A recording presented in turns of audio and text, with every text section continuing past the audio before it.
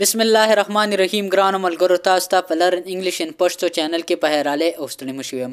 ملګرو، په نننی کلاس کې به تاسو ته ایډیمز د کوم دا ماته یو ملګری بار کمنټونه کول چې تاسو موږ ته د ایډیمز وکړئ. دی موږ کلاس کې پریزنټیشن دی، په پریزنټیشن کې به موږ د ایډیم ایکسپلین کوو. نو تاسو ماته دا ایکسپلین کړئ. د هغه په وجه باندې ما دا کلاس جوړ کو. نن زه تاسو ته دا کلاس ایکسپلین کوم. تاسو دا کلاس تر پای پورې وګورئ، دینه به تاسو ته ډیره پیدا میلاو شي. راځئ چې خپل نننی کلاس شروع کو. پهلنی ټکی موږ سره سره ایډیم. You can't teach an old dog new tricks. د دې مطلب دا دی، ما تاسو ته په انګلیش کې مروړي دي، نو په انګلیش کې تاسو دا زده کولی شي. Said to mean that it is very difficult to teach someone new skills or to change someone habits or character. مطلب د دې دا دی چې دا ډیر مشکل کار دی چې ته د یو کس چې کوم سکلز دي هغه امپروو کی د یو بوډا کس، یعنی چې چا عمر ډیری او یا تر هغه عادتونه بدل کی. یعنی تاسو خو به دا پروورب هم اوریدلی چې نیچر never be change یا نیچر can not be change، یعنی هر څه بدلیږي خو عادت نه بدلیږي. نو دا هم بالکل د هغې پرنګي یو رنګ ده، مطلب هغې سره سیمیلریټیز خوري. دویم پروورب موږ سره سره crocodile tears. د دې مطلب دا دی to pretend to be sad about something، یعنی چې ته د یو سیز په باره کې مطلب یو بانه جوړه کې اسی ځان شوکې چې زه خو په دې شیز باندې خپه شوم، یعنی خپل ځان اسی شوکې او نور ته خپه نه. یعنی مثال خبره کو چرته یو ځای کې یو مړی وشي او هغه پې مطلب خپه نه خو اسی کرکوډایل ټیرز، یعنی مطلب اسی یو ځان شوکې چې زه خو په دې شیز باندې یا په دې مرګ باندې زه خو ډیر خپه یم. نو دې ته موږ څه ویلی شو؟ کرکوډایل ټیرز. bear with a sore paw. د دې مطلب دا دی، د ایډیم په کلمه نه ایډیټینګ کې غلطي شوې ده. د دې مطلب دا دی to be in bad mood that cause you to treat other people badly and complain a lot.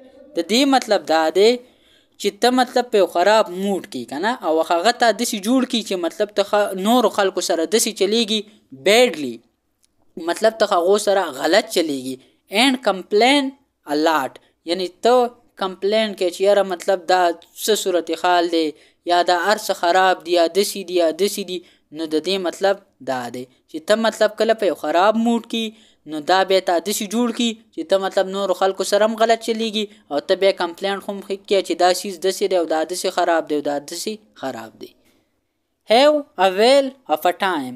enjoy oneself very much یا enjoy yourself very much.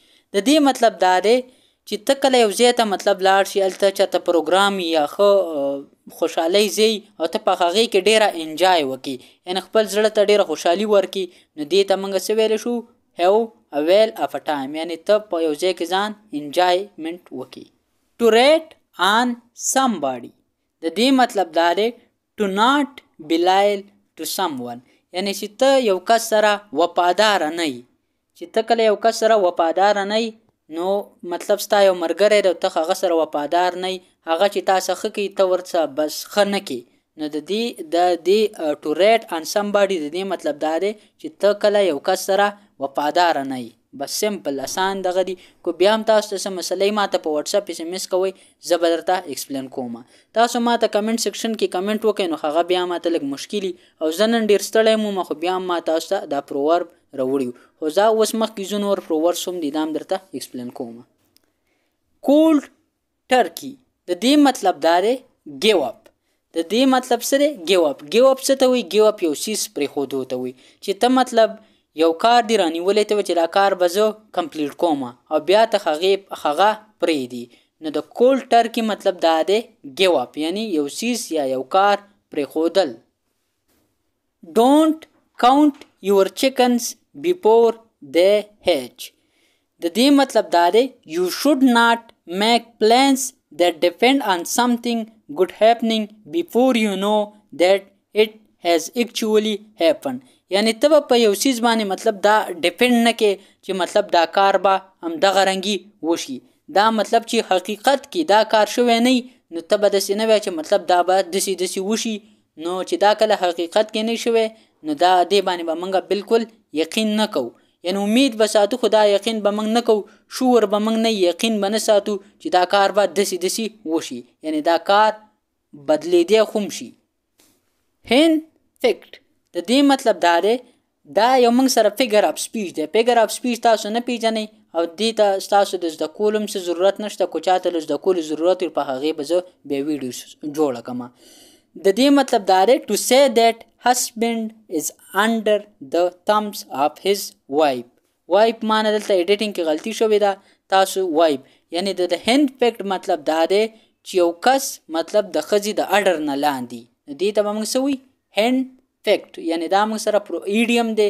د دې مطلب دا دی چې کله یو سړی د خپلې د ښځې اډر نه لاندې یعنی چې خپله ښځه ورته څه وایي هغه مني. دې ته موږ څه وایو انګلیش کې؟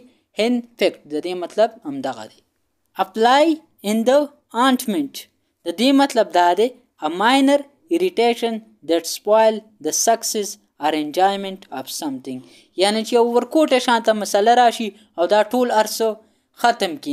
یعنی that spoil the success یا یو شی چې کامیاب شوی هغه ختم کی or enjoyment of something.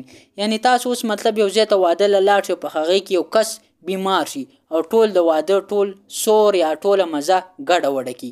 نو دې ته به موږ څه وایو؟ د دې پروور مطلب دا دی apply in the ointment. د دې مطلب دا دی چې یو ورکوټی څیز هغه د یو کامیابۍ په کامیابي موږ له ختمه کې سپایل کی یا مطلب د یو څیز چې کم انجایمنټ کومه مزه یې ټوله ختمه کی ګډه وډه کی. صحیح شوه؟ a bee in your bonnet. د دې مطلب دا دی you are obsessed with it and can't stop thinking about it. یعنی د دې مطلب دا دی مثال درله زه اوس در کوم چې ته کله د یو څیز په باره کې مطلب دومره پاګل یې. obsessed مطلب دلته دی پاګل چې مطلب ته د هغه یو څیز په باره کې دومره پاګل چې د هغې په باره کې ته خپل سوچ نشي سټاپ کولی. یعنی مثال درله زه اوس در کوم. مثال درله دا ځکه در کوم چې دا ستاسو دپاره داسې دی چې تاسو نه به نه هېرېږي. اوس تا یو جینۍ سره مینه محبت دی او هغه مطلب ته د هغې باره کې دومره پاګل چې هغه ستا هر ټیم دماغو کې پرته وي. نو دې قسمه پروورب ته به موږ څه وایي؟ a bee in your bonnet. یعنی د دې مطلب همدا دی. دا ویډیو تاسو دوه ځله مو ګورئ. دا ډېره مهمه ویډیو ده او دا تاسو مطلب که په یو ځل زده نه کوئ نو په دویم ځل هم زده کوئ. دا تاسو ځان سره ولیکئ. راځه چې ته کومې خبرې کوم نو دا هم ځان سره یادې کوئ. صحیح ده ملګرو؟ دا اوس زموږ نننی کلاس چې په دې کلاس کې ما تاسو ته 10 محاورې راوړې وي. ملګري ما ته کمنټ کړی زه اوس خپلې کمرې ته رالم ما څنګه ډډه واچوله نو بس دا کمنټ ما ته بیا راغلی چې تاسو موږ کالج ته هم لاړ نه شولو او موږ ته دا سیز ایکسپلین کوي. نو زه ډېر ستړی ما خوب کو آرام مې کو خو بیا هم ما چې را کمنټ وکتو نو ما وویل چې په سخته کې موږ د خلکو په کار را نشو نو بیا به په څه ټیم کې په کار راځو. نو ما دا ویډیو جوړه کړه. اوس ما مطلب زه ډېر ستړی مو خو بیا هم مطلب ما دا ویډیو جوړه کړه. نو انشاءالله زه امید کوم چې دې ویډیو نه به تاسو ډېر ارڅه زده کوئ. که بیا هم تاسو ته څه مسله نه ما ته په واتساپ باندې SMS کوئ نو انشاءالله تاسو ته به هېڅ قسمه مسله نه. ملګرو اوس ما له اجازت راکئ. انشاءالله تاسو سره به په یو بل نوي کلاس کې ملاقات کیږي. د خپل ځان ډېر خیال ساتئ او ما په خپلو دواګانو کې هم یاد ساتئ. د الله په امان.